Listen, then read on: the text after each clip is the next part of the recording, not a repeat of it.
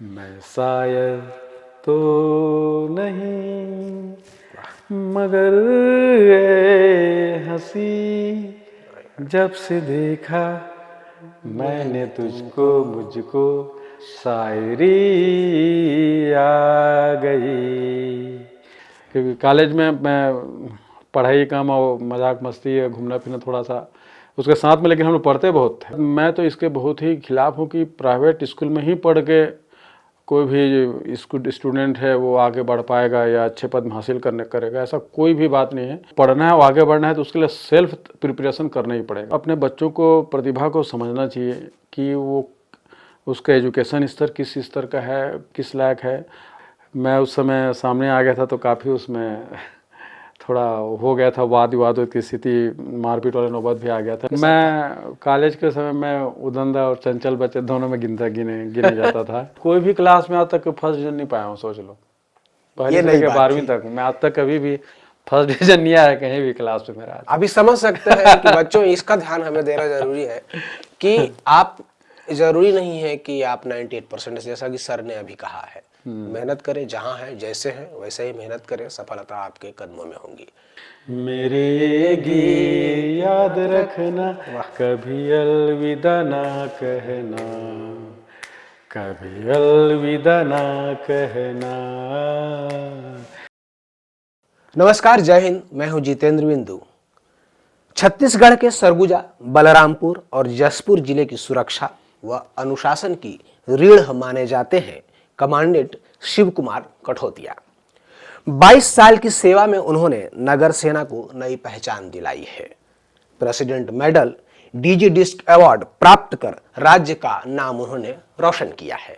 आज हम उनसे जानेंगे उनकी यात्रा, उनकी प्रेरणा और युवा के लिए उनका क्या संदेश है।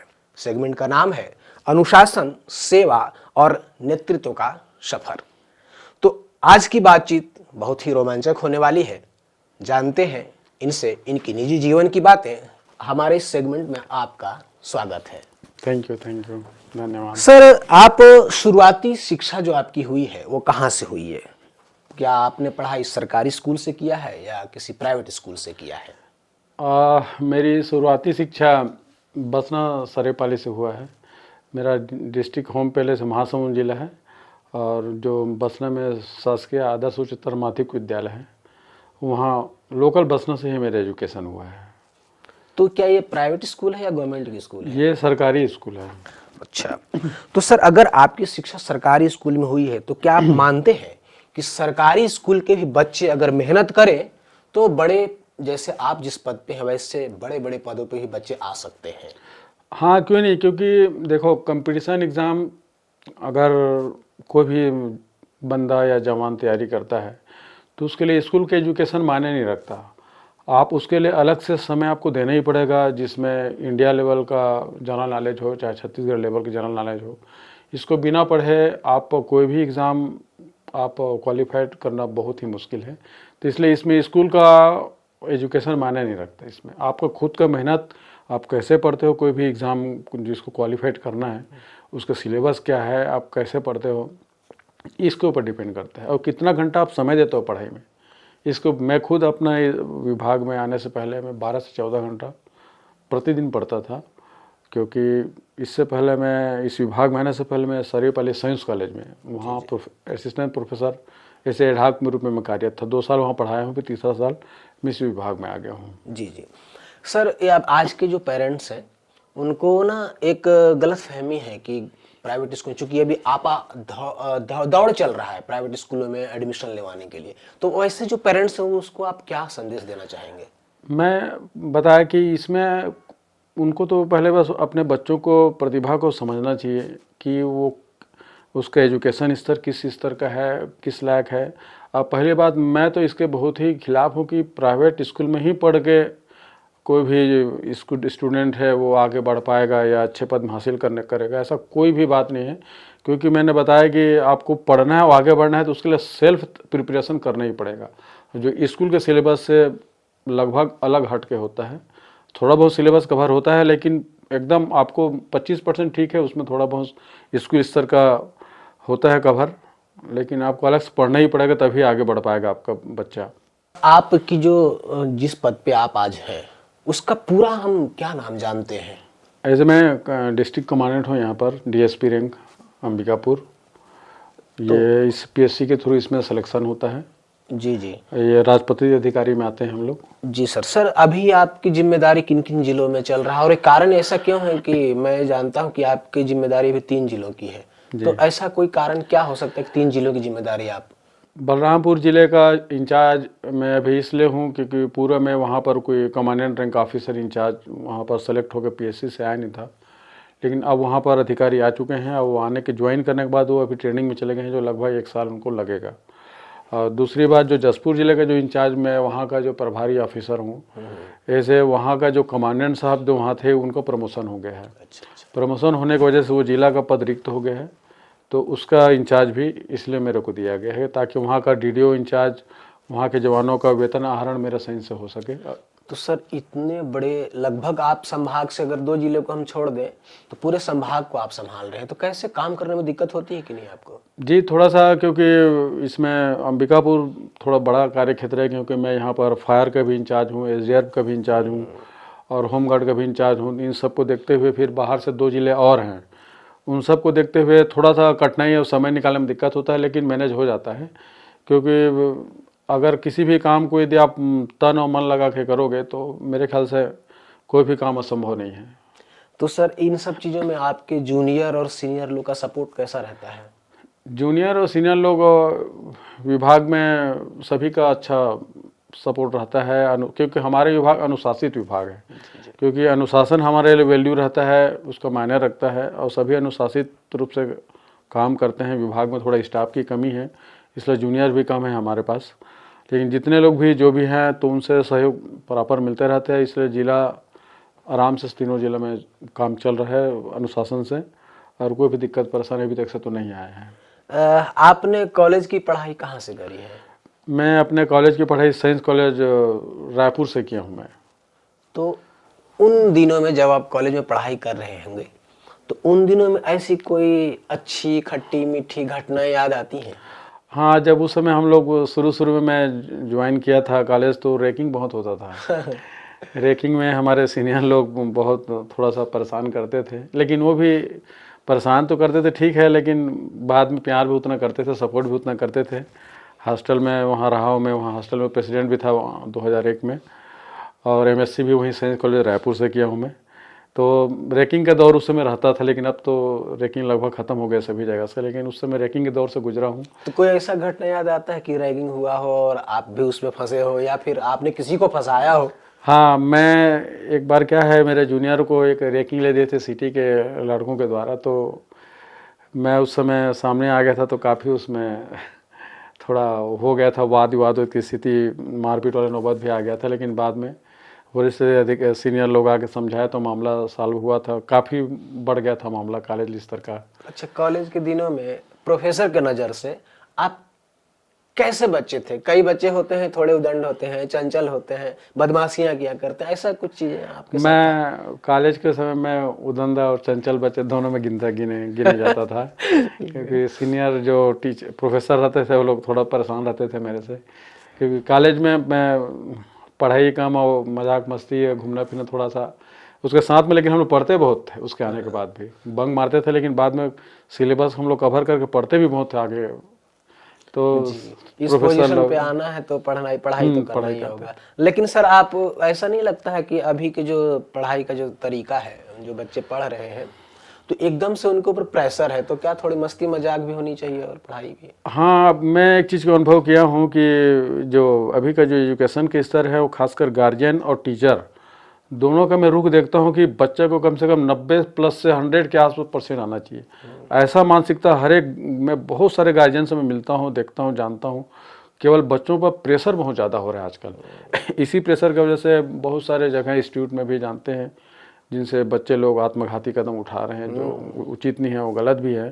कि बच्चों पर इतना अधिक प्रेशर नहीं देना चाहिए कि उस प्रेशर की वजह से इतने बड़ा कदम उठा लें। काबिल होने के लिए बच्चों को पढ़ाना चाहिए। कामयाब तो बाद में हो ही जाते हैं, काबिल होने के लिए एजुकेशन का स्तर भी ऐसा थोड़ा सा कठिन हो गया है आज के समय में, और कंपटीशन बहुत ज़्यादा हो गया है। इसलिए शायद माँ बाप उनको इतना प्रेशर देते हैं ताकि आप ज़्यादा अगर नहीं पढ़ोगे, ज़्यादा समय नहीं दोगे अपने कोर्स में, तो आप लोग पिछड़ जाओगे। ऐसा मेरे को ऐसा लगता है, उनकी मानसिकता जो है गार्जियन का बच्चों पर ज़्यादा प्रेशर डाल रहे हैं, जबकि बच्चों का जो एजुकेशन की स्तर उस पर खुद पे छोड़ देना चाहिए। क्योंकि यदि किसी को अगर प्रेशर डाल के करोगे तो वो सक्सेस होने में आगे चल के दिक्कत होगा उसको। सर, आपका झुकाव जो है, कई बार हम अपने बच्चों से, छोटे छोटे घर में बालकों से कॉमन ही बात करते हैं, तो उनका एक सपना रहता है, किसी का पुलिसमैन बनना है, किसी को इस रैंक पे कोई डॉक्टर बनना चाह रहा है, कोई आईपीएस बनना चाह रहा है, कोई कलेक्टर बनना चाह रहा है। आपका क्या ऐसा कारण था कि आपका झुकाव इस तरफ था? मेरा यूपीएससी मेरा मेन पहला लक्ष्य था कि यूपीएससी की मैं तैयारी करूं, लेकिन क्योंकि घर में हम लोग को बृहद परिवार था, 4 भाई 2 बहन हम लोग रहते थे।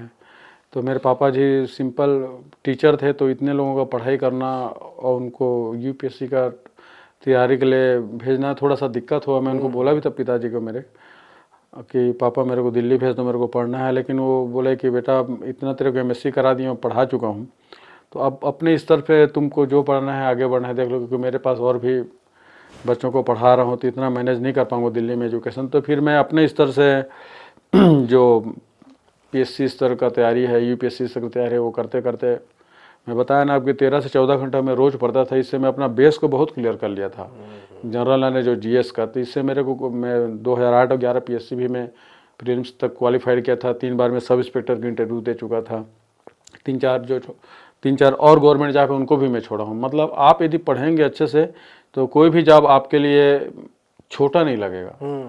तो आप अपने लक्ष्य को अगर बड़ा करके यदि पढ़ाई करोगे तो छोटे मोटे जॉब से लेके मीडियम जॉब भी आपको आसानी से मिल जाते हैं। तो आपका जो बचपना है वो किस गांव में गुजरा, या गांव में या कोई ऐसा शहर में जहाँ पे आप? मैं जब बसना में था तो पूरा बचपना बसना ये कहाँ है? बसना ये महासमुंद से 92 किलोमीटर दूर, अच्छा, तो सरायपाली के पास। जिला नहीं, कौन सा? तहसील है अभी नहीं, तो किस जिले के अंतर्गत? महासमुंद महासमुंद डिस्ट्रिक्ट में महासमुंद आता में है। बसना। बसना सरायपाली जो एरिया है बीच में, सरायपाली 20 किलोमीटर उससे दूर है, तो उड़ीसा बॉर्डर से लगा है। अच्छा। तो वहाँ मेरे एजुकेशन पूरा वहीं हुआ है। और गांव में वहाँ पर भंवरपुर पितईपाली जो गांव है, मेरे साजापाली जो रहते थे वहाँ पर मेरे मामा लोगों के यहाँ, बुआ लोगों के यहाँ मेरा पूरा बचपना गुजरता था। खासकर गर्मी की छुट्टी में जाता था तो वहीं बिताता था। तो बचपन में आपके जो जिस गांव में आप रहते थे, तो प्राइमरी जो शिक्षा है वो तो उधर ही हुआ है या फिर कहीं और हुआ? सब वहीं हुआ है मेरा। प्राइमरी कितने क्लास तक आप वहाँ पढ़ाई किए हैं? भंवरपुर में मैं जब था वहाँ मेरे पापा का पोस्टिंग टीचर थे, तो वहाँ था मैं कम से कम 2री-3री तक वहीं पढ़ा हूँ भंवरपुर गाँव में।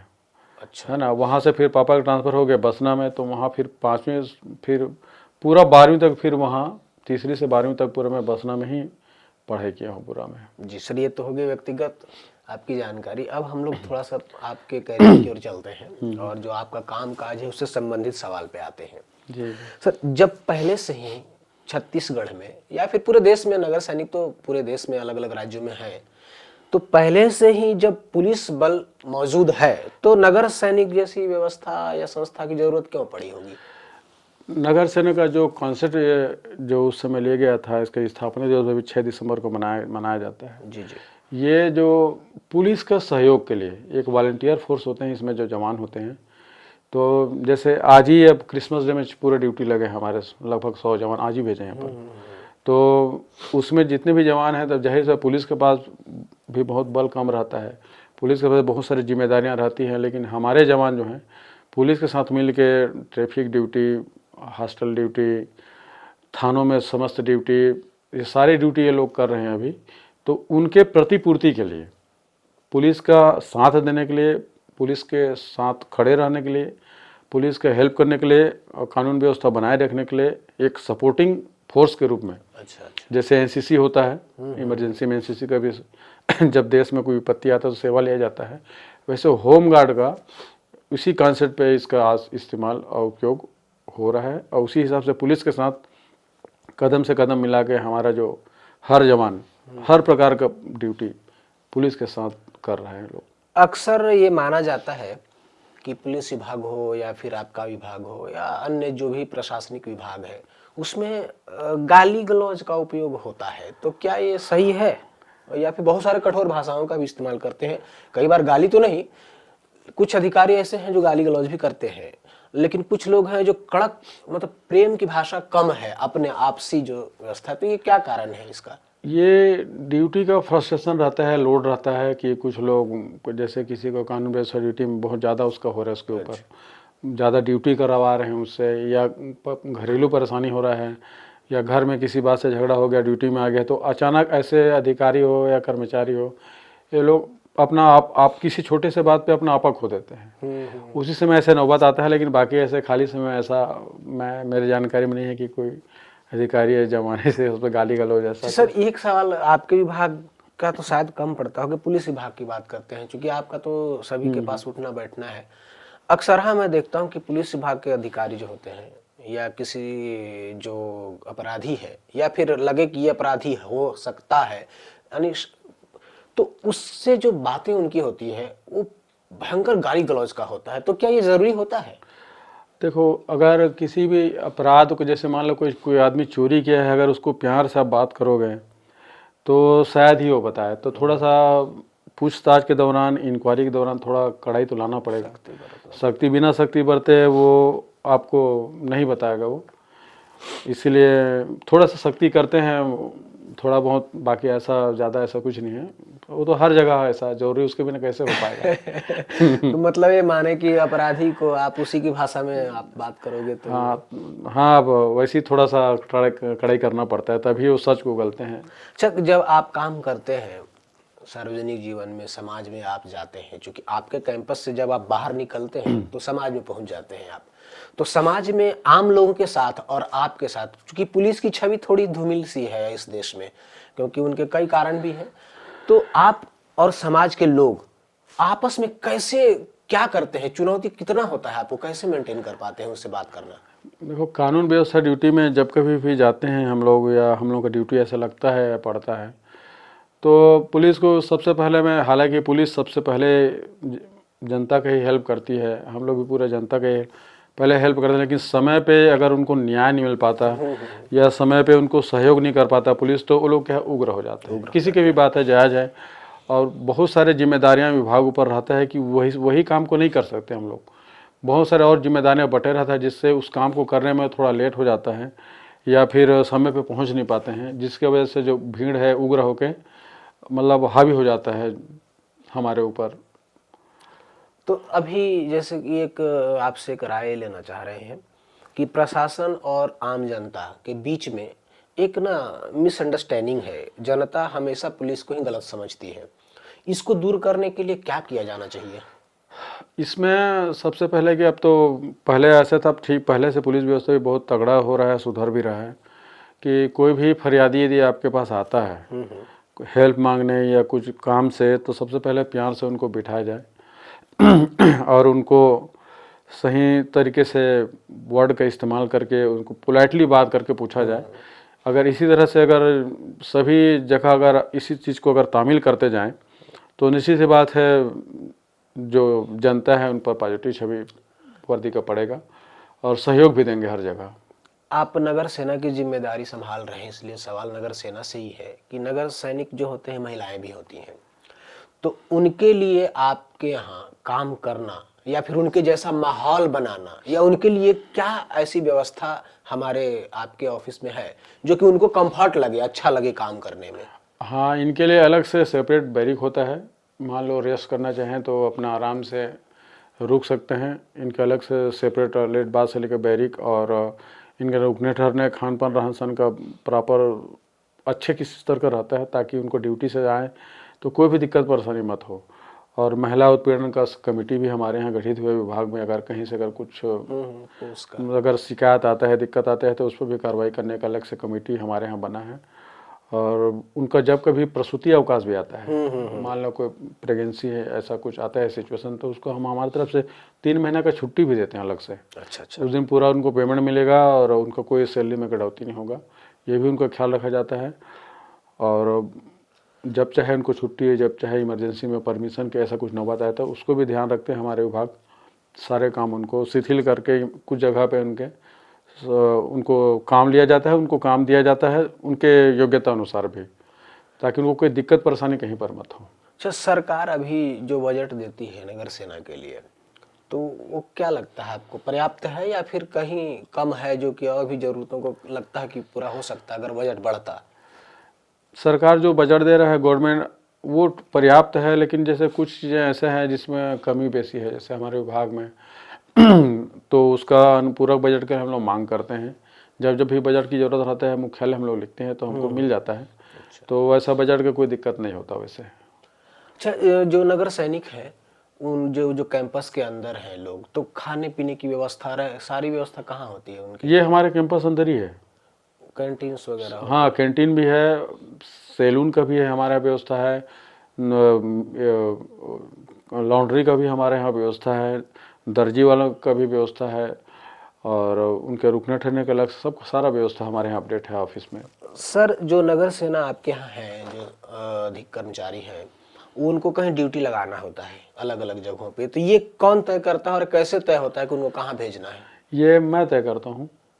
और कैसे, आपके पास कोई ऐसा कुछ होता है व्यवस्था कि आपको कहाँ जाना है? हमारे पास जैसे ड्यूटी का मांग आ गया, मान लो किसी जजेस बंगला में लगाना है, या एसपी बंगला में लगाना है, या कलेक्टर बंगला में लगाना है, या कानून व्यवस्था ड्यूटी के लिए बल भेजना है, या हॉस्टल ड्यूटी के लिए भेजना है, वाले बच्चों का सुरक्षा के लिए ड्यूटी के बाद हमारे पास लिस्ट आता है अच्छा। संबंधित विभाग से कि यहाँ पर हमको बल की ज़रूरत है, महिला हो चाहे पुरुष हो, तो हम उनके लेटर के आधार पे सभी जगह मांग अनुसार पोस्टिंग कर देते हैं हम लोग। तो क्या सिर्फ जो सरकारी जो तंत्र है उसी के लिए आप पोस्टिंग कर सकते हैं? जैसे कई बार कोई एक पर्सनल प्राइवेट एक कार्यक्रम हो रहा है, जैसे कि मान लीजिए कोई यज्ञ हो रहा हो, कोई बड़ा ओकेजन हो रहा हो, तो क्या ऐसी जगह पे भी डिमांड आपसे की जा सकती है या फिर सिर्फ गवर्नमेंट ही कर सकती है? नहीं, इसकी जगह पे पुलिस के साथ हमारे जवान जाते हैं।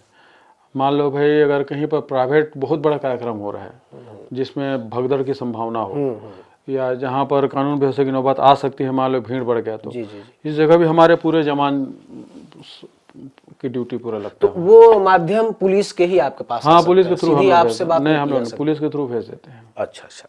सर, एक सवाल ये है कि नगर सैनिकों की जो नियुक्ति है वॉलंटियर पद पर की जाती है, जबकि पुलिस जहां है वहां वो भी है, तो खतरा तो दोनों के लिए बराबर है। लेकिन ऐसा क्यों है कि ये एक वॉलंटियर है, वो एक पुलिस परमानेंट जॉब में है?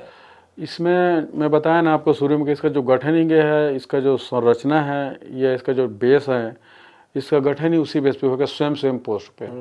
इनको रेगुलर करने का ऐसा नियम है ही नहीं। तो आपको नहीं लगता कि इसमें सुधार होना चाहिए? सुधार इनका बीच बीच में सैलरी बढ़ना चाहिए। जब ज्वाइन किया था उस समय इनका सैलरी लगभग 2 से 3 हज़ार रुपये मिलता था इनको महीना।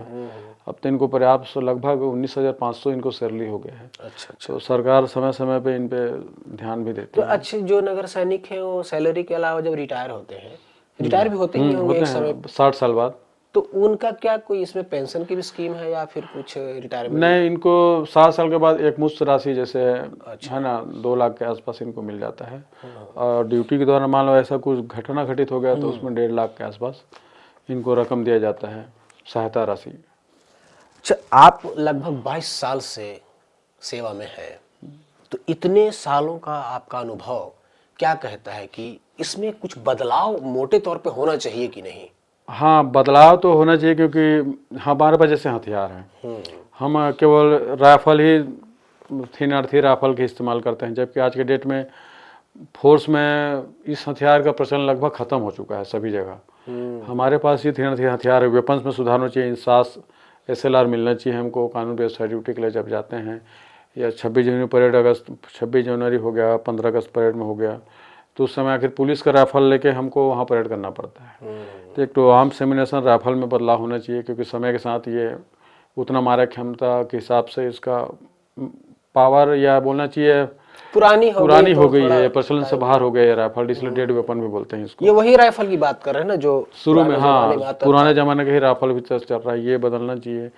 और इनका प्रशिक्षण जो होना चाहिए, जो होता था पहले वो बंद हो गया, वो भी होना चाहिए, ताकि इनमें अनुशासन ट्रेनिंग के साथ बना रहे।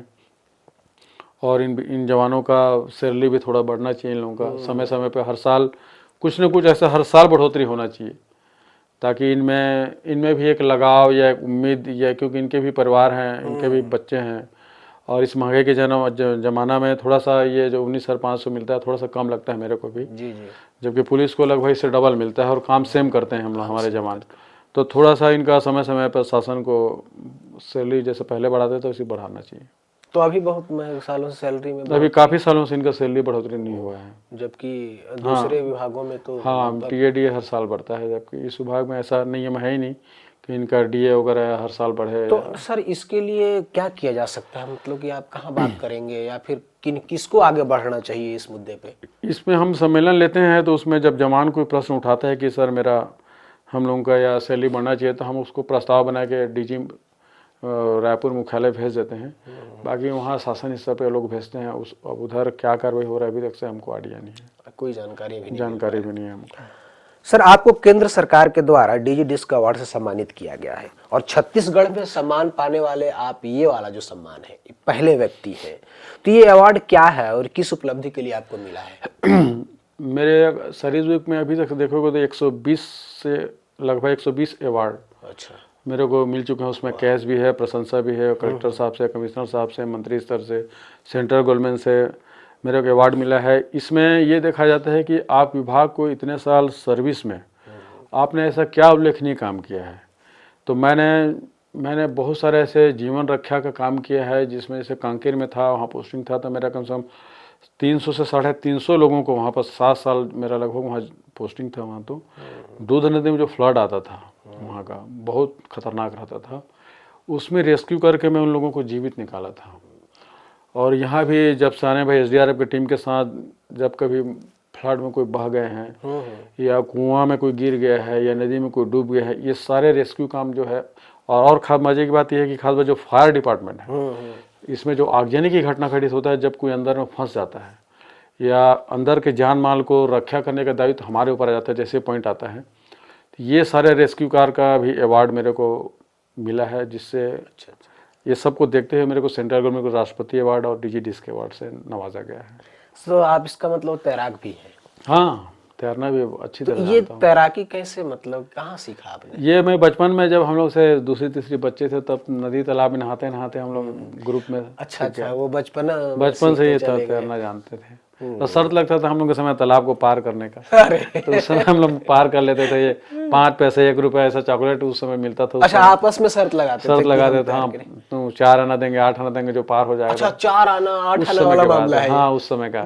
तब से तैराकी हम लोग सीख गए इसी से उसमें। तो ऐसा कोई इंसिडेंस है कि जब सीख फेंक रहे हो, तैर रहे हो, तो कोई घटना वटना हुआ हो? नहीं, उसमें बचपन था, ऐसा कुछ नहीं होता था। तो बड़े बड़े तालाब में भी घुस जाते? हाँ, हम लोग तैर लेते हैं अभी भी। हाँ। अब मतलब इस समय भी अगर आपको कहें कि बिल्कुल मैं बहुत दूर तक तैर लूंगा। अच्छा, बहता हुआ नदी में भी तैर? उसमें भी कमाल है। ये तो कमाल है भाई। बहते हुए नदियों से ही रेस्क्यू करते हैं हम लोग, जैसे जानवर बह रहा है या कोई इंसान बह रहा है, तो लाइफ बॉय लाइफ जैकेट लेके तो वहां भी कूदना पड़ता है बचाने के लिए उन लोग बेचारे लोगों को। अच्छा, अगर ऐसा सिचुएशन कहीं आ जाए कि कोई बंदा डूब रहा होगा, तो क्या आप भी कूद सकते हैं? हाँ, क्यों नहीं, कूद के उसको बचाने का तरीका होता है। जैसे कोई पानी में डूब रहा था, सबसे पहले उसके अपना सामने के हिस्से तरफ मत जाओ। आप उससे सबसे पहले आप पीछे हिस्से के जो कॉलर है या उसके बाल हेयर जो है, उसको आप पकड़ के ही रेस्क्यू करो, या तो फिर चीन अप, इस स्टेप से आप रिवर्स स्विमिंग करके आप उसको निकालो, अन्यथा वो आपको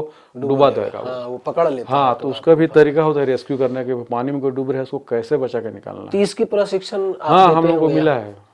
और यहाँ भी होती होगी जो आप? हाँ, जो एसडीआरएफ की टीम है उनको भी जैसे कोई सीखना। अच्छा सर, एक स्टेज वाइज आप बता दें कि आपके जो एरिया में, क्षेत्र में है, वो कौन कौन से विभाग हैं? मैं यहाँ पर जो है एसडीआरएफ को देख रहा हूँ, फायर को देख रहा हूँ, होमगार्ड को देख रहा हूँ, तीनों का। तो तीनों का ये आप देख रहे हैं, फिर ऐसा रहता ही है कि नहीं, मैं संभाग स्तर में जो रहता है उसमें एसडीआरएफ की टीम रहती है। तो जो भी कमांडेंट होंगे उनके अंदर ये 3 आएंगे? हाँ, संभाग मुख्यालय में आएंगे। तो ये सारे रिपोर्ट आपको मैं देखता हूँ। तो सर, ये जो अभी अवार्ड मिला था, ये वास्तव में हमारे लिए भी गर्व की बात है, क्योंकि हम भी छत्तीसगढ़ के निवासी हैं और आप हमारे यहाँ के अधिकारी हैं। तो ये जो सम्मान है, आप किसको डेडिकेट करेंगे? आपको लगता है कि ये क्या होता है कि समर्पित करना, मैं प्रेरणा किससे मिला कि हम इतना की, किसी को समर्पित करना चाहेंगे? अब ये जो अवार्ड मिला है, मेरे जवानों के दुआ है, क्योंकि उनको मैं बिल्कुल ख्याल रखता हूँ उनके सुख दुख में। तो लोग भी, और मेरे मम्मी पापा का भी उनका आशीर्वाद है, जहाँ हालांकि आज तो नहीं है बेचारे लोग, तो उनकी भी आशीर्वाद दुआ मेरे साथ होगा। और किसी का दिल दुखाने वाला काम मैं आज तक नहीं किया हूँ, तो इसलिए संभवतः उनके दिल की दुआएं मेरे को फ़ायदा हुआ है। आपके जीवन में कोई ऐसा गौरवपूर्ण पल रहा होगा जो एकदम से ना आपको प्रेरणा दिया कि अच्छा लगा होगा, ऐसा कोई इंसिडेंस आपको याद आता हो? हाँ, जब मैं सबसे पहले 2003 की बात है, जब मैं ज्वाइनिंग करने के लिए जा रहा था, नहीं मतलब एग्ज़ाम देने जा रहा था, उस दौरान मैं देखा कि यदि आप किसी भी इंसान हो चाहे जानवर हो, आप यदि वो मर रहा है या फंस गया है, यदि आप उसका हेल्प करोगे तो भगवान भी आपका साथ देगा। क्योंकि मैं ज्वाइन करने जा रहा था तो देखा वहाँ पर, मतलब परीक्षा देने के लिए जा रहा था, तो एक गाय बेचारी, एक बरसात का समय था, डबरी में आधा मुंह निकाल कर रखी थी और रात भर गिरी पड़ी, तो किसी गाड़ी ने मार दिया था। तो मैं मेरे पंडित रविशंकर यूनिवर्सिटी में मेरी मुँह बोली सिस्टर रहती थी, उसके यहाँ मैं फल लेके जा रहा था उस साइकिल से, 2003 की बात है। तो मैं जाके देखा तो अब कोई उसको उठा नहीं रहा था गाय को। अच्छा। अब बेचारी मुंह को बाहर निकाली तो पूरा बॉडी अंदर था, बरसात के समय कोई गाड़ी मार दिया था डबरी में। तो मैं वहाँ रुका और उस गाय को मैं पहले खींच के 2-4 आदमी और लोगों को हेल्प लिया, थोड़ा बाहर कर देते हैं, कम से कम मुंह बेचारी इतने से ऊपर की है, क्योंकि अगर जब मुंह डाले तो जाहिर से मर जाती हो। जी जी जी। तो मैं उस पल को मैं आज तक मैं भूल नहीं पाया हूँ। वो पल जब मैं 3-4 आदमी हेल्प लेके गाय को फिर खींच के बाहर निकाले, थोड़ा सा मतलब बाहर निकाल दिए ताकि वो रिलैक्स हो जाए। फिर जो मैं फल लेके जा रहा था, मैं उस गाय माता को खिलाया और उसके चोट लगा था, तो फिर मैं अपने सिस्टर के यहाँ से उसके जहाँ चोट लगा था मिट्टी तेल लाया, उसको मिट्टी तेल लगा के मतलब मैं वापस आ गया। और जब मैं दूसरे दिन जब मैं टेस्ट देने गया फिजिकल का, मैं देखा कि एक पोस्ट था, 2 पोस्ट था ना, 2 पोस्ट में 11-15 लोग आए थे। सारे लोगों को मैं ऐसे क्वालिफाइड करते निकालते गया फिजिकल में, पता नहीं अच्छे उसमें जो धावक हैं वो सब गिर गए। तो मेरे को एहसास हुआ कि आप इंसान हो चाहे जानवर हो, यदि आप दिल से अगर किसी की हेल्प किए हो तो ऊपर वाला आपको साथ देगा, या उस जानवर का दुआएं आपको लगेगी। और ऊपर से गौ माता। हाँ, गौ माता। तो मेरे को उस दिन के अनुभव हुआ उस समय का कि यार इस चीज़ का परिणाम है, आज बताओ कि आज मेरे को गौ माता मेरा साथ दे रही है। नहीं तो मेरे से अच्छे धावक लोग जो 1500 मीटर दौड़ जो टॉपर थे वो लोग गिर गए। तो उसी दिन से मैं समझा कि आप यदि अच्छा काम साथ दे रहे हो, आप अच्छा काम कर रहे हो, तो उसका ऊपर वाला आपको साथ देता है। इसलिए पॉजिटिव सोच के साथ हर इंसान हो, चाहे पशु हो, पक्षी हो, जानवर हो, आपको साथ देना चाहिए, बुरे वक्त में है वो तो। बिल्कुल बिल्कुल। उस चीज़ का फायदा मेरे को हुआ था, आज भी याद है वो पल मेरे को। वाह सर, हमें ये पता चला है कि आपको गायन में भी रुचि है, आप गाते हाँ भी हाँ, हैं। थोड़ा बहुत। तो ये रुचि कैसे, और क्या आप जैसे कि तनाव काम का प्रेशर में होते हैं तो भी गाते हैं, ऐसा कुछ है? हाँ, मैं कभी कभार जैसे मौका मिलता है, महफिल में है या अकेलेपन हो, तो गाना सबसे ज़्यादा सच्चा साथी लगता है। तो कभी कभी कराओके में या मंच में कभी कभी गा लेते हैं। और एक्टिंग का भी शौक है, आप तो जानते ही हैं। थोड़ा बहुत एक्टिंग भी कर लेते साथ में हैं। काम कर रहे हैं तो मेरे को अच्छा लगता है ये सब, मतलब समय से अपने आप को थोड़ा सा व्यस्तता टाइम से बाहर निकाल के कुछ नया करना चाहिए। स्ट्रेस थोड़ा। ये पल, हालांकि अभी पल तो ऐसे भी गुजर है, जिंदगी एक आइसक्रीम की तरह है। जी जी। आप खाओ तो ठीक, ना खाओ तो भी पिघलना जरूरी है। तो ये जो पल है, मैं जानता हूँ जब मैं रिटायर्ड हो जाऊंगा या जब मैं 60-70 साल का हो जाऊंगा तो ये पल मेरे को याद आएंगे। और जब मैं अकेले रहूंगा तो ये पल से मैं उस पलों को याद करके मुस्कुराता हूँ या मुस्कुराऊंगा, पक्का है। बिल्कुल बिल्कुल। तो ये पल मैं अपने ज़िंदगी के इस लाइफ के लिए आगे चल के मैं स्टोर करके रखना चाहता हूँ कि मेरे साथ ऐसे ऐसे पल हुआ है, ऐसे ऐसे जुड़ा हूँ मेरा वाक़या जो है, ताकि मेरे को उस पल को याद करूँ। भाई घर जाओ फिर ड्यूटी करो, घर जाओ ड्यूटी करो, तो ये अलग लाइफ हो गया ना, ये कोई इसमें कोई मज़ा थोड़ी है। जी जी बिल्कुल। मज़ा तब है जब लाइफ को एक अलग ढंग से जिया जाए ड्यूटी के अलावा, ताकि आप सुनहरे पल में जब अकेले हो, जब रिटायर हो, तो उस पल को याद करो तो अच्छा लगे। तो इसलिए सब मैं अपने ज़िंदगी में शामिल करने की कोशिश करता हूँ कि अगर खाली समय मिल रहा है तो बिल्कुल यार। तो क्या आप छत्तीसगढ़ी गीत और हिंदी क्या आपको प्रेफर करते हैं? दोनों गीत मेरे को अच्छा लगता है। हिंदी भी अच्छा, एक गाना याद आ हाँ जी जी बिल्कुल। अच्छा, हिंदी में तो कोई खास कोई हाँ, मेरे को पसंद सिंगर पसंद है? हाँ हाँ, कोई खास सिंगर आपको पसंद है हिंदी में? किशोर दा का। अरे वाह, किशोर दा मेरे को अच्छे लगते हैं। तो मैं चाह रहा हूँ कि जिनका भी आप चाहें। एक गाना है याद आ रहा है, जैसे बॉबी मूवी का है। अच्छा, अरे अपने जमाने का अपने जमाने का अच्छा गाना था। मैं शायद तो नहीं, मगर ए हंसी जब से देखा मैंने तुझको, मुझको शायरी आ गई। मैं आशिक तो नहीं, मगर ए हंसी जब से देखा मैंने तुझको, मुझको आशिकी आ गई। मैं चाह रहा था कि कोई और गाना हो जाता तो अच्छा लगता। हाँ, और हिंदी में ही चलिए। हाँ, हिंदी में आपको मन करे हिंदी में। हाँ, अच्छा, भोजपुरी गाने सुनते हैं क्या आप? भोजपुरी मेरे को अच्छा लगता है, लेकिन मैं गा गा नहीं नहीं पाऊंगा। पाते हैं। हाँ, चूंकि आपका मदर लैंग्वेज अलग है, वहाँ का अलग है। हम्म। भोजपुरी हमारे एक मित्र है राहुल पांडे जी, वो हाँ। गाते रहते हैं। अच्छा अच्छा। तो हम दोनों कभी कभी बैठ करके यहाँ टाइम पास भी किया करते हैं। हाँ हाँ। तो हिंदी में ही आप गाएंगे कोई एक और, तो अच्छा लगेगा, गाते तो बेहतर था। और जैसे चलते चलते मेरे ये गीत याद रखना, कभी अलविदा ना कहना, कभी अलविदा ना कहना, बीच राह में दिलबर बिछड़ जाए कहीं हम अगर, और सुनी सी लगे तुम्हें जीवन की ये डगर, हम लौट आएंगे तुम यूं ही बुलाते रहना, कभी अलविदा ना कहना, कभी अलविदा ना कहना। वाह सर वाह, बढ़िया लगा।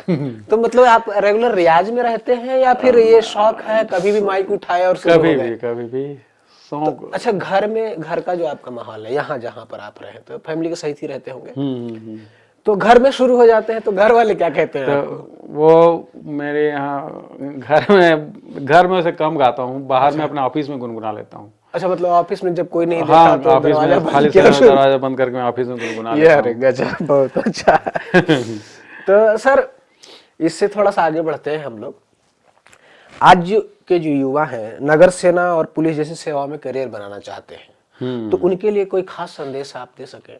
देखो, आप पहले जो होमगार्ड की जो भर्ती होती थी, पुलिस की भर्ती होती थी, सरल होते थे। अब सारे भर्ती की प्रक्रिया पारदर्शी तरीके से हो रहा है और एकदम कठिन टाइप से थोड़ा सा। तो इसके लिए आपको अभी से आपको जनरल नॉलेज और छत्तीसगढ़ के नॉलेज को पढ़ना पड़ेगा। उसके बिना छत्तीसगढ़ कोई भी एग्ज़ाम क्वालिफाइड करना मुश्किल है। उसके कम से कम 4 से 6 घंटा आपको रोज़ देना पड़ेगा यदि आपको अगले साल यदि APR होना चाहते हो या क्वालिफाइड करना चाहते हो, तो अभी से पढ़ना पड़ेगा। जितने भी जवान हैं, चाहे वो कोई भी एग्ज़ाम हो, चाहे छत्तीसगढ़ पुलिस का हो, चाहे होमगार्ड का हो, चाहे DSP का हो, चाहे कोई भी रैंक का पद का हो, आपको जब तक 4 से 6 घंटा अगर रोज़ नहीं पढ़ेंगे लगातार सिलेबस हिसाब से, तो क्वालिफाइड करना बहुत मुश्किल है। और कंपटीशन जो बहुत टफ हो गया है। इसलिए मैं बोल रहा हूँ कि जितने भी युवा साथी हैं, जो जवान जो अपने आप को गवर्नमेंट सेक्टर में लाना चाहते हैं या अपना करियर बनाना चाहते हैं, उनको अभी से सेट दी टारगेट, हिट दी टारगेट के हिसाब से अपने टारगेट को सेट करके अभी से पढ़ेंगे, तभी वो क्वालिफाइड हो पाएंगे। मुश्किल है ना सर, तो ये इन विभागों में पुलिस विभाग या नगर सेना विभाग या फिर SDRF है या फिर फायर सेफ्टी का विभाग है, इसमें आने के लिए शारीरिक फिटनेस और मानसिक फिटनेस दोनों की जरूरत है या फिर ज्यादा किस चीज पे ध्यान देने की आवश्यकता है? इसमें शारीरिक फिटनेस को बहुत जोर मान्यता देते हैं। और शारीरिक फिटनेस अगर नहीं रहेगा तो वो ना SDRF में आ पाएगा, ना होमगार्ड में आ पाएगा, ना ही पुलिस में जा पाएगा वो। क्योंकि इसमें जो रनिंग होता है, स्विमिंग होता है, गोला फेंक, लंबी कूद, ऊंची कूद, है ना, 100 मीटर दौड़, ये सारी चीज़ बिना पास करे मुश्किल है, नहीं आ पाएगा विभाग में वो। आपको लगता है कि आने वाले पास के समय में नगर सेना का जो जिम्मेदारी है और बढ़ेगा? बढ़ेगा, निश्चित रूप से बढ़ेगा, क्योंकि जनसंख्या बढ़ रहा है, आपदाएं बढ़ते जा रही हैं, आए दिन घटना होते जा रहे हैं, एक्सीडेंट होते जा रहे हैं। मान लो एक्सीडेंट हो गया कहीं पर, तो तत्काल हमको जाना पड़ता है, पूरा कटर लेके पूरा हमारे SDRF टीम के साथ हमको जाना पड़ता है वहाँ पर। कि मान लो स्टीयरिंग में कोई फंस के कट गया है या दब गया है, तो कार को या ट्रक को काट के उस बॉडी को अलग करना पड़ेगा। और एक्सीडेंट इतना हर दिन कहीं ना कहीं एक्सीडेंट का घटना आ रहा है। आए दिन कुछ नशीले पदार्थ खा के जवान लोग पानी में डूबते जा रहे हैं, इसकी घटना भी बढ़ते जा रही है। तो हमको और फोर्स की ज़रूरत पड़ेगा आगे चल के, क्योंकि जितने जितने आधुनिकता जो है युवाओं में शामिल होते जा रहा है, उतने ज़्यादा क्राइम हो रहे हैं, उतने ज़्यादा इंसिडेंट हो रहे हैं और उतने ज़्यादा घटना हो रहे हैं। और बच्चे लोग भी आजकल स्कूली बच्चे लोग भी बेतरतीब तरीके से गाड़ियाँ चला रहे हैं, उससे भी घटनाएं बहुत ज़्यादा हो रहे हैं। कार चला रहे हैं, उससे भी घटना हो रहा है। तो जाहिर सी बात है कि फोर्स जो है बहुत कम है। छत्तीसगढ़ में हो चाहे जिले स्तर की बात हो, जनसंख्या के हिसाब से फोर्स बहुत कम है और जिम्मेदारियां बहुत ज़्यादा होते जा रही हैं, घटनाएं बहुत ज़्यादा होती जा रही हैं। इसलिए फोर्स की जिम्मेदारी आगे चल के बहुत बढ़ने वाली है। सर, अब हम अंत में चाहते हैं कि एक कोई और गीत आप गुनगुनाएं तो अच्छा लगेगा हमें, जो आप चाहें। भोले वाला गाना गाता हूँ। जी जी बिल्कुल, अरे स्वागत है। हाँ, बहुत अच्छा। भोले मेरा पसंदीदा गाना है। हाँ, जो अमिताभ याराना बच्चन मूवी जी का। का। हाँ हाँ, जी जी वो जी, मैं गाता याराना। हूँ। भोले ओ भोले, उर उठा दिल टूटा, मेरे यार को मना दे, वो प्यार फिर जगा दे, मेरे यार को मना दे, वो प्यार फिर जगा दे, भोले ओ भोले। Thank you. सर, आप अपना कीमती समय आज हमको दिए, तो मुझे उम्मीद है कि दर्शक आज की बातों से इनसे प्रेरणा लेंगे और कुछ सीखेंगे। साथ ही साथ में जो फ्रस्ट्रेशन है बच्चों में, आज इन्होंने कहा था एक लाइन कि आप काबिल बनिए, भाग्य मत रेस में। तो ज़रूरी नहीं है कि जैसा कि सर ने कहा था कि 99% और 98% उससे भी कम लाया जा सकता है। मानसिक रूप से संतुलित रहे, शारीरिक रूप से संतुलित रहे, तो आप बड़े बड़े पदों पर भारत की जो भी है पहुंच सकते हैं। शिव कुमार कठोतिया जी की कहानी हमको ये सिखाती है कि समर्पण, मेहनत से हर लक्ष्य को हासिल किया जा सकता है। उनका सफर युवाओं के लिए प्रेरणा है और राज्य के लिए गर्व का विषय है। हम उनके उज्जवल भविष्य की निरंतर प्रार्थना करते हैं। आज उन्होंने अपना कीमती समय दिया, इसके लिए बहुत बहुत धन्यवाद सर। Thank you. तो इसी तरह से मैं कोई भी क्लास में आज तक फर्स्ट डिवीजन नहीं पाया हूँ, सोच लो। पहले से लेकर 12वीं तक मैं आज तक कभी भी फर्स्ट डिवीजन नहीं आया कहीं भी क्लास में मेरा। अभी समझ सकते हैं कि बच्चों, इसका ध्यान हमें देना जरूरी है कि आप, जरूरी नहीं है कि आप 98%, जैसा कि सर ने अभी कहा है, मेहनत करें, जहां है जैसे हैं वैसे ही मेहनत करें, सफलता आपके कदमों में होंगी। तो इसी तरह से हमारे चैनल से जुड़े रहें, कुर्सी वही रहेगी, लोग बदलते रहेंगे। धन्यवाद।